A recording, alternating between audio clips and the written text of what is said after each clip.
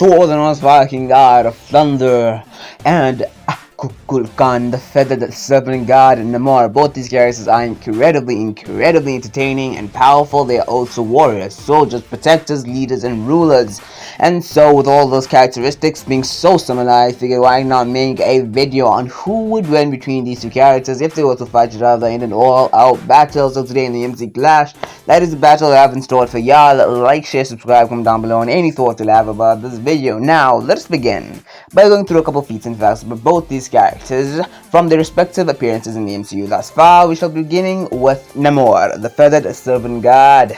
From all the characters to be introduced to us in the MCU thus far, Namor is definitely one of the greatest. He was introduced to us in the Black Panther Wakanda Forever movie, and he was shown to us to be a person who would do whatever it takes to protect his people. He was literally willing to go up against not just Wakanda, which has been stated to be the most powerful nation in the world, but the entire world itself. He was willing to go up against every nation, every country, every continent, everything that may come in his way and may threaten his people. That alone makes him a powerful and dangerous character, and especially for the fact that he actually has the power to do that. He has the power of taking over the world if he sees fit, given that the Wakandans, which again are the most powerful nation in the world, were unable or were struggling to defeat him.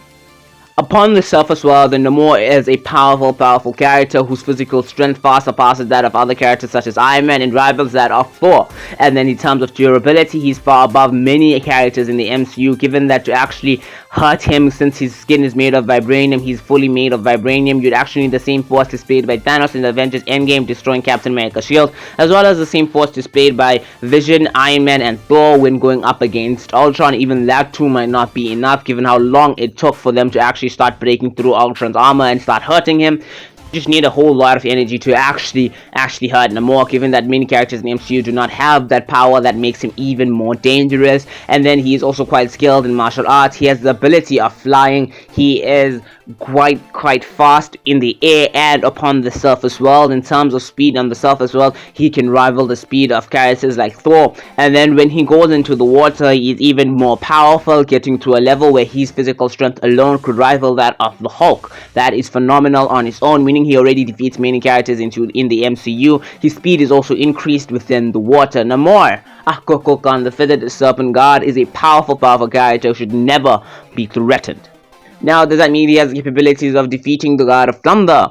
Well, let's find out. So, let's go through a couple of feats and facts about Thor now. So, Thor is the son of Odin and Frigga, brother of Loki, and brother of Hela as well. He was raised and trained in Asgard to be a warrior and a protector of Asgard, and we have seen Thor's power in multiple occasions. Let me just note that Asgardians get stronger and stronger the older they get. It's just like a normal human being. The older you get, the stronger you get. Of course, there's a point where you just get too old. That's what happened to Odin. So that would mean that in each movie Thor has appeared in, after his first one, he has just gotten stronger and stronger. In the very first Thor movie, he was powerful enough to defeat multiple frost giants, the Destroyer, Loki, and even destroy the Rainbow Bridge. In the Avengers movie, he was able to hold his own against the Hulk, even though he was holding back drastically, given that he knew he could not use his outright power in there because of the surroundings and the people who could have been in danger.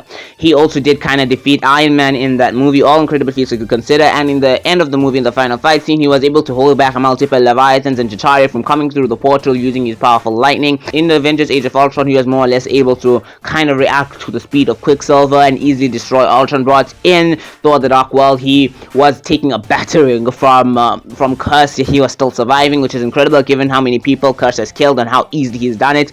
He was also able to hold his own against a Reality Stone empowered Malekith. All incredible feats. In Thor Ragnarok, he took the flames of Surtur. I know it's not the full powered Surtur, but still him just taking the flames are incredible. He was able to hold his own against that version of Surtur as well, and he was also able to destroy many of Surtur's minions. After he lost Mjolnir, of course, he was at a disadvantage for a period of time, but he became awakened Thor. That was when he was able to more or less defeat the Hulk. At that point, he then faced Hela and proved his incredible durability and the true power of his lightning. He was also able to easily destroy the Rainbow Bridge at this point. In Avengers Infinity War, we saw him be defeated by Thanos. Well, we kind of saw him be defeated by Thanos. I will be making a video on what I think actually happened during that battle. Anyway, in Avengers Infinity War, he's able to take on the full force of a star, which is one of the greatest MCU durability feats ever. It took everything Iron Man had to just get Thanos to bleed just a little, but yet with one powerful attack, Thor was able to break through not only the blast from the Infinity Stones, as well as the skin of Thanos, which is possibly one of the most durable skins in the entirety of the MCU. That was one Prime Blast. And in Avengers Endgame, he didn't show many feats of power, given that he was fat, Thor much weaker, but he was able to use two weapons at the same time, both Stormbreaker and Mjolnir, which is an incredible feat to consider, especially when thinking about future movies for Thor. In Thor Love and Thunder, he got his God Bod back after training, and his training was quite extreme, to be honest, but it did allow him to show off a few more power feats and so on, so that's pretty good. He was able to hold his own against Gore and defeat many, of course, monsters and creatures. His lightning and power in general is stronger, especially with Stormbreaker at his aid. He was able to kind of defeat Zeus, which is a great feat to consider. Now, I think the biggest thing to think about when thinking about Thor now is that he has both Stormbreaker and Mjolnir at his disposal. He can use both these weapons at any time, which makes him even more powerful and even more dangerous. So that is the power of the Norse Viking god Thor. Now, who wins between these two characters if they are to fight each other in a battle? Drumroll, please. I believe the victor will obviously be Thor, the god of thunder. Okay, let me just clarify that if Namor was to force Thor into the water in some way and fight him in there, then the battle is already done with Namor being the victorious one. And if Namor was to fight Thor in the air, believe it or not, Namor would still be the victorious one in my opinion. Why do I believe that? See, Mjolnir and Stormbreaker are very, very fast. Mjolnir can travel from outer space to Thor's hand in a matter of seconds. Incredible feats of speed. And when Thor is using it, it allows him to fly at that level of speed or close to or relative to that level of speed. So he's definitely faster in terms of flying, general flying in comparison to Namor. But in an actual battle with him in the air, Thor can't fly without a weapon, so without a weapon he falls to the ground. Namor is way more free and way more versatile in the actual air, meaning he'd be able to dodge and attack way better than Thor would be able to. In my opinion, Namor would have some kind of advantage because of his ability to move freely in the air in comparison to Thor, so I believe he'd be able to defeat Thor in the air. The actual battle, of course, would be them fighting one-on-one upon the surface. In terms of strength and speed, these two characters upon the actual surface are actually more or less relative in their power levels. But then of course there is durability, powers, martial arts, and weapons.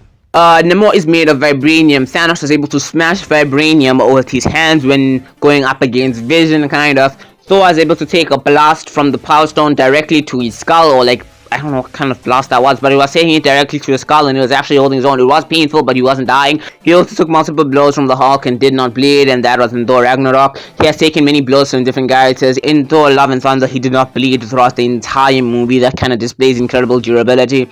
I believe, though Namor is phenomenally and incredibly durable, given that Thanos was able to actually just smash vibranium with his hand when going up against Vision, and he has hit Thor multiple times, so has Hulk, and Thor hasn't been drastically affected by that. And since Thor took the full force of his star, given in terms of durability, I think Thor would be the victorious one, even though Namor is phenomenally and incredibly durable, given that he took direct blows from many other characters, and he can definitely take direct blows from Mjolnir, given that Ultron is able to take direct blows from Mjolnir and not be drastically affected by it. So though Namor is phenomenally durable, I believe Thor will be the one who's victorious in the aspect of durability. In terms of martial arts, I believe Thor will also be victorious, given that in the first Thor movie, he was able to take on multiple shield agents by himself. Plus, he has been trained in martial arts for many years, and he has also fought in way more battles than Namor against beings way more powerful and way more skilled than him sometimes. So I believe in general martial arts, Thor will be the one who's victorious, even though Namor is good at martial arts. In terms of extraordinary or superpowers, Thor has lightning, Namor has flying. Thor also has flying, but with the weapons, and on a general basis, he can just jump high. So in terms of power, I'd have to say it's going to be Thor, since lightning is definitely more dangerous and devastating than Namor just flying. So I do believe that there was a point where lightning wouldn't really affect Namor that much. That was pre-awakened Thor, wouldn't really affect the durability of Namor. But current Thor, who was able to incapacitate Hela for a period of time, this version of Thor with that incredible level of lightning will definitely be able to hurt Namor. And the biggest reason I believe Thor would be the one who's victorious in a battle against Namor is, of course, the weapons. Thor possesses his Stormbreaker and, of course, Mjolnir, whilst Namor possesses his Vibranium Spear, which is definitely powerful and dangerous, but I don't think you can in any way ever compare the power of Stormbreaker to Namor's vibranium spear. Stormbreaker is at a completely different level in terms of power. It was able to hurt Thanos. I don't believe Namor's spear would have been able to, and even if it was able to, it wouldn't be able to hurt Thanos in the very same way. Stormbreaker definitely allows Thor to drastically hurt Namor, and if he's able to use Stormbreaker and Mjolnir at the same time, then he has a superior advantage in a battle. I did say Mjolnir wouldn't have many effects on Namor, given that Ultron is able to take it head-on, and so has Captain America's shield. True, but it will kind of push him back a few times and cause a bit of problems. So with Stormbreaker and Mjolnir at his disposal, Thor will definitely be able to overpower Namor in a variety of different ways, and ultimately be the victorious one in the battle. Yes, I believe Thor would be the victorious one in this battle. I'm sure a few people have a couple thoughts and comments about this. If y'all do, you can comment down below about them. I would love to see your comments. I would also love for some people to like and subscribe. Please, come on, let's get these videos up. Anyway, that is my video. That is what I think. Now, this is MC Info, and I'm out.